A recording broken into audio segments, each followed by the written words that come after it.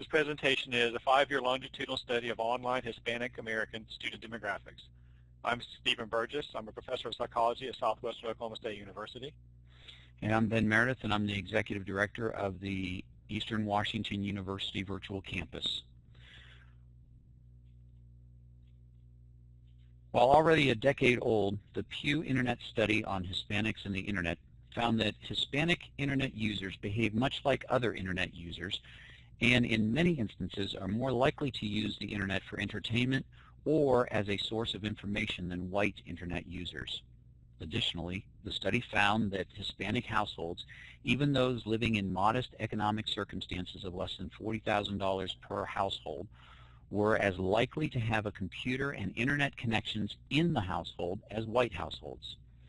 In the areas of personal and economic advancement, Hispanic Internet users use the Internet in roughly the same way that white Internet users do.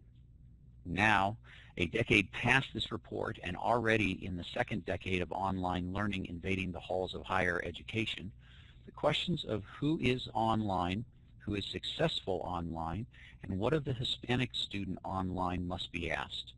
Several studies over the last 2 decades have begun to ask the first 2 questions, but very little research exists asking the final question. This study seeks to add to that body of literature. The researchers collected archived data over 5 academic years, fall of 2007 through summer of 2012, at the Central Southwestern Regional University. Data was collected on all students over the age of 18 participating in online courses during this period, and included student demographic information, grades, zip codes where the students were located when they took the online course, courses and course sections. Numeric student identifiers were also collected for analysis of enrollment patterns among students in distance courses over the examined period. Names and addresses were not collected. Though the university offered online course sections throughout the period, this was not considered the primary mode of distance delivery by the university administration.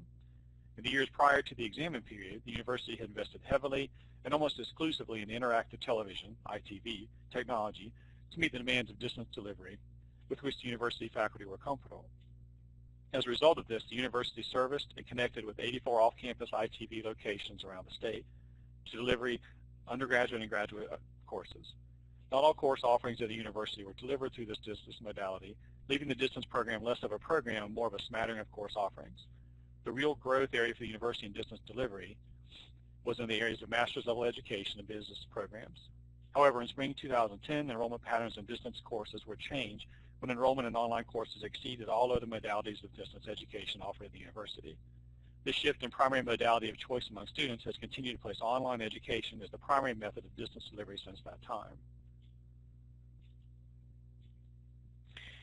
The data set for analysis consisted of all distance education students at or over the age of 18 years of age at the university in all distance education courses from fall 2007 to summer 2012.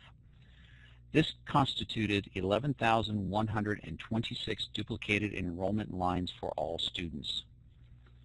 From this dataset, Hispanic students were extracted for analysis. This extraction yielded 521 duplicated enrollment lines of data for Hispanic students alone. While the data points contained duplicated enrollment, no longitudinal tracking of individual students or their progress was conducted for this study. All data points were aggregated for analysis. The dataset contained information on student demographics and student grades. Course information was included in the dataset, such as the course name, the section number indicating it was a graduate or undergraduate level course, and the term the course was offered. The original dataset also distinguished between telecourses, ITV, and web-based, the university coded name for online courses. The dataset included all online courses and sections from fall 2007 to summer 2012. This consisted of 544 total individual courses comprising 633 individual sections and including both graduate and undergraduate courses and sections. The course organization, navigation, and design in the online format were left to the teaching faculty member. Thus, the courses represented a wide variety of approaches to online education, from high student-faculty interaction to low student-faculty interaction. The courses were taken in aggregate rather than examined individually, which should mitigate any differences in instructional design for this study. Analysis were conducted with the student as the unit of analysis. All Hispanic students over the age of 18 years who were enrolled in a distance course by the consensus date, the 10th day of each term, were included in the analysis. Information on student demographics were derived from University Archive database, which contains personal data on each student as they initially applied for admissions. For example, gender, date of birth, home zip code, as well as information gathered and updated each term the student is in attendance at the university. For example, courses enrolled in, grade point average in the course, and withdrawal from courses. All of the independent variables used for this study were extracted from this database. This research involved the investigation of existing data, and the information contained was recorded in a way to ensure anonymity and confidentiality of the subjects. Descriptive statistics were used to analyze the data for individuals within 3 groups per annual cohort.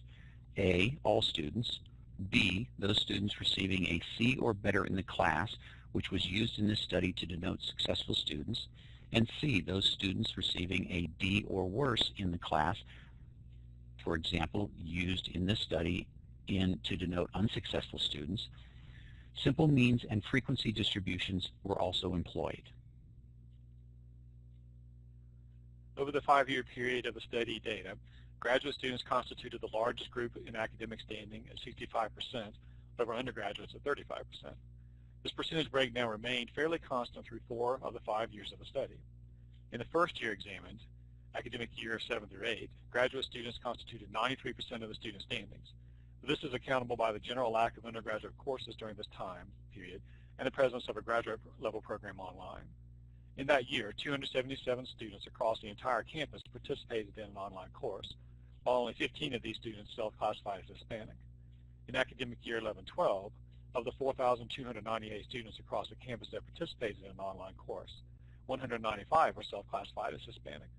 This constitutes a consistent 5% of the student population taking an online class in both years. Over the 5-year period of the study, females constituted 73% of the online Hispanic student population, and males constituted 27% of the online Hispanic population. The population gender proportions did not remain constant through the period of the study. From academic year 2007 to 2008, all the way through academic year 2009 through 2010, the percentage of females among online Hispanic students dropped from 67% to 65%, while the percentages of males among online Hispanic students increased proportionally. However, beginning in academic year 2010-2011, the percentage of female students rose dramatically. In academic year 2011 and 2012, the percentage of female online Hispanic students rose to 82%, while the percentage of males dropped to a mere 19% in spite of the overall increase in the number of Hispanic students online increasing through the period. The mean age of online Hispanic students was 27 years old over the 5-year period of the study. While in 3 of the 5 years of the study, the mean age of the students was a constant 27 years old, this was a drop from the first year of the study, academic year 2007 to 2008, when the mean age for the students was 32 years old. Additionally, over the length of the study, the deviation from the mean age generally declined. In overall enrollments, the 18 to 23-year-old student, the traditional student, constituted only 41% of all online Hispanic students. Over the length of the 5-year study, this group began on par with the 24 to 33-year-old student group in academic years 2007 to 2008 and 2008 to 2009. In academic year 2009 to 2010, this group spiked to 47% of the online Hispanic students, but dropped back to 39% the following year. The largest single group of students was the 24 to 33-year-olds, the first bracketing of non-traditional students. This group constituted 42% of all online students over the length of the study. In the first 2 academic years of the study, this group would be on par with the 18 to 23-year-old group. In academic year 2010-2011, this group would spike to being 47% of all online Hispanic students and would retain this lead position in the last year of the study. Among all years, however, the non-traditional student who is over 24 years old constituted the largest portion of enrolled Hispanic students.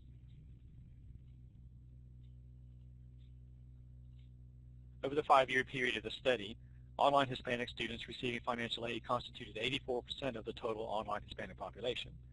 In the first year of the study, academic year 2007 through 8, this percentage would constitute a staggering 93% of all online Hispanic students, but it would drop to a low of 77% in academic year 2009-2010.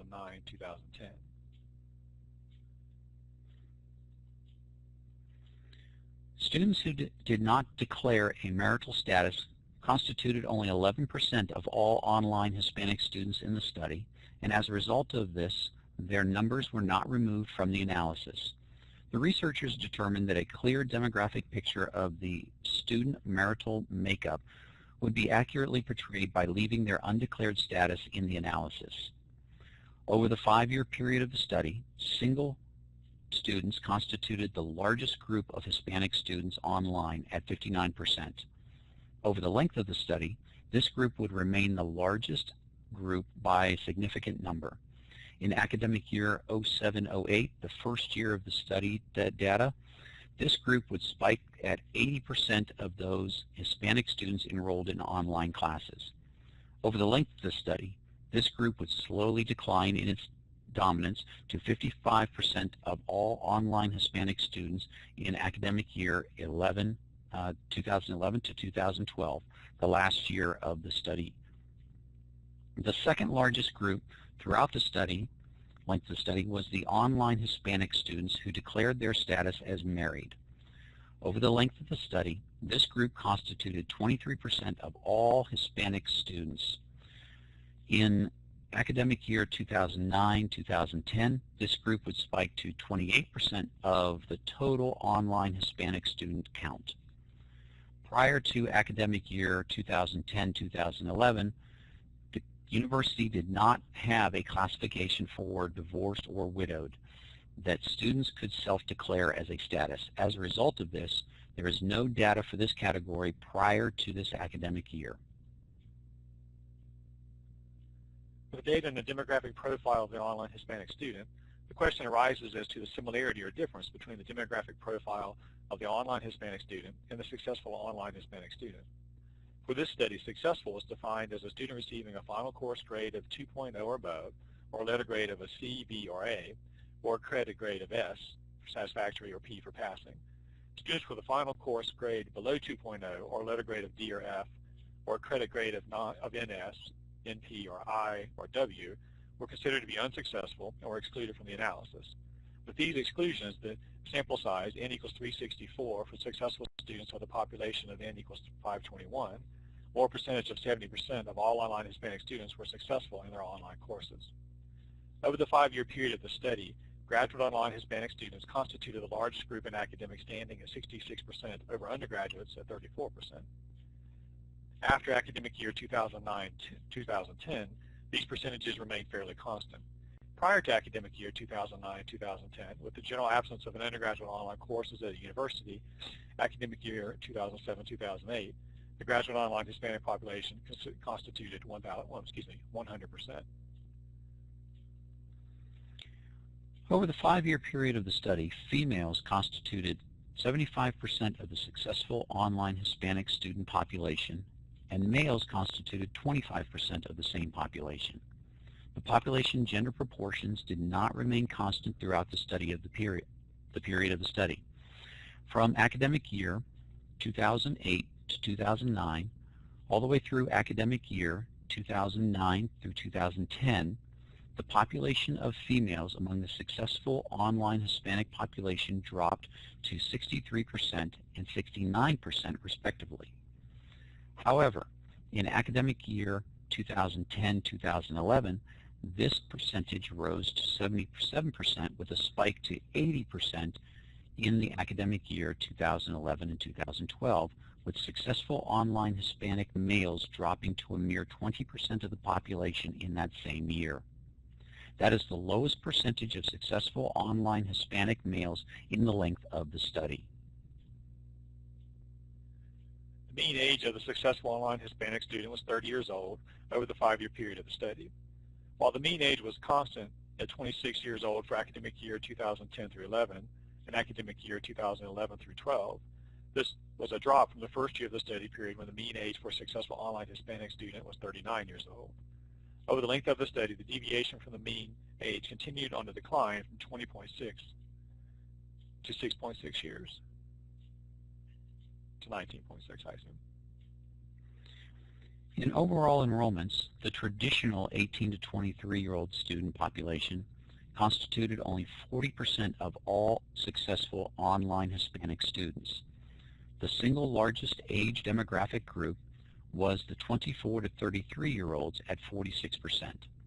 In aggregate, those successful online Hispanic students over the age of 23 constituted 60% of the total successful population. In academic year 0708, 38% of all successful online Hispanic students were 44 years old or older. This proportion saw a rapid decline from academic year 2008-2009 to academic year 2011 to 2012. At the same time, the proportion of students in the 24 to 33-year-old demographic group realized a rise in overall proportional representation for all years, spiking to 51% of the successful online Hispanic students in academic year 2010 through 2011. Over the 5-year period of the study, 81% of all successful online Hispanic students received financial aid. In the first year of the study, academic year 2007 through 2008, this percentage would spike at 100% and would drop to a low of 75% in the third year of the study, academic year 2009-2010.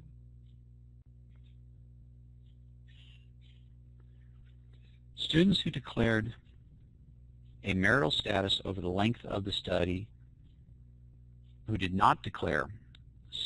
students who did not declare a marital status over the length of the study constituted 14% of all successful online Hispanic students.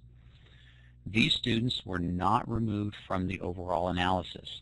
The researchers determined that a clear demographic picture of the student marital makeup would be accurately portrayed by leaving their undeclared status in the analysis.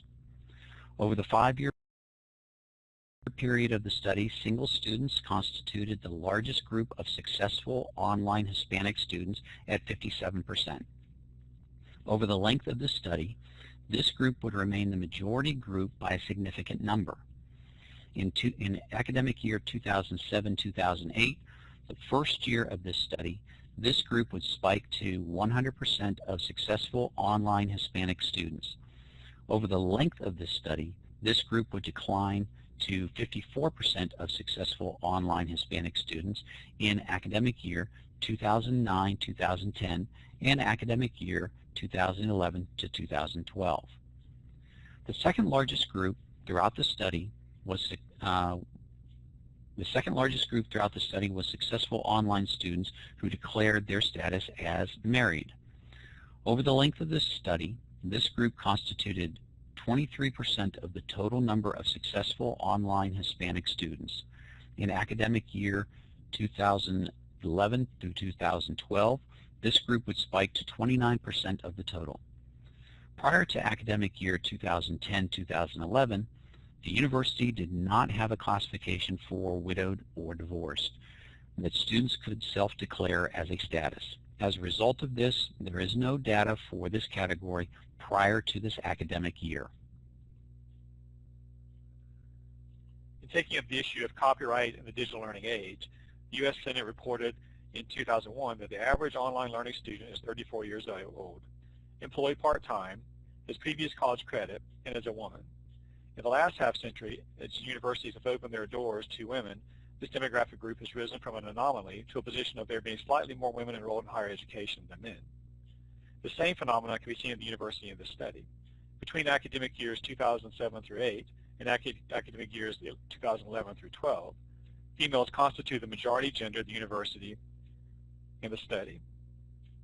Many women in or returning to college in the study face significant barriers not experienced to the same degree as men.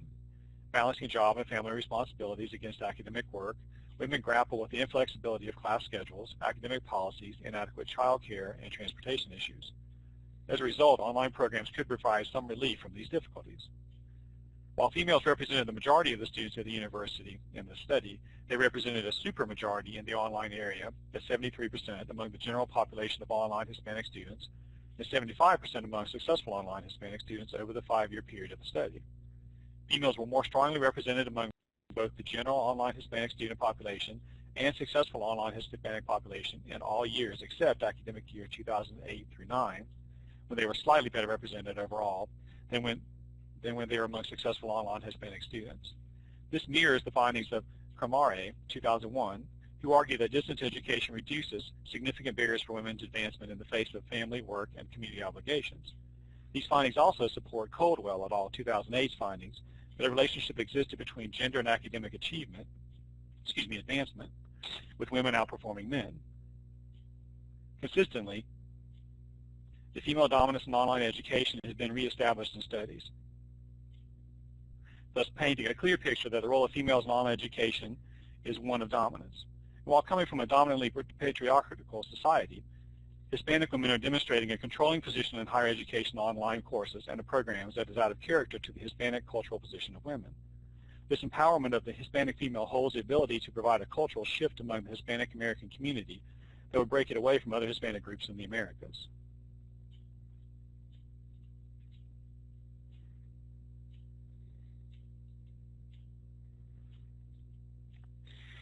Mean age was also noticeably different between successful online Hispanic students and the general population of students overall. The mean age of successful students was 3 years older than the mean age of all online Hispanic students. The mean age of both successful and general online Hispanic students was older than the traditional ages of students overall. Among successful online Hispanic students, traditional students were the dominant population in only 2 of the 5 years of this study. Likewise, traditional students were always a minority to non-traditional students in percentage of overall population. There are several possible reasons for this. First, online education requires more discipline to remain on track and to place academic work above other temptations or responsibilities. A stronger self-discipline is generally present in older family-aged adults. Discipline among older students, a character trait needed in a student for online education, may account for the larger number of non-traditional students.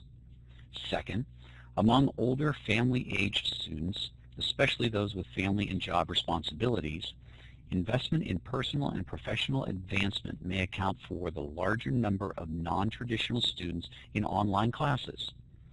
With jobs, family, and community commitments, non-traditional students do not have the luxury of time to attend standard university courses in the middle of the day, several days a week.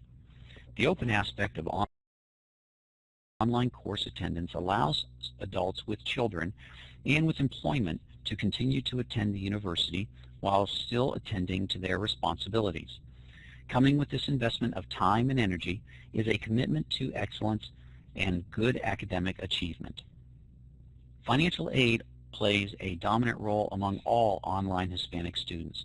Whether successful or part of the general population, online Hispanic students on financial aid consistently remained at 77% of the population or above. However, among successful online Hispanic students, those not on financial aid were slightly higher than the general population. The investment in one's education and the rising cost of that education may explain why, among students not on financial aid, there was a stronger representation as successful students. Finally, in both the general population and the successful student population, single students were dominant. This counters arguments posed by Camara, 2001, that familial issues were an important factor in the selection of online delivery by students, especially females. However, over the length of the study, married students continued to be more strongly represented among successful students. Still, this population never constituted more than 29% of the total population.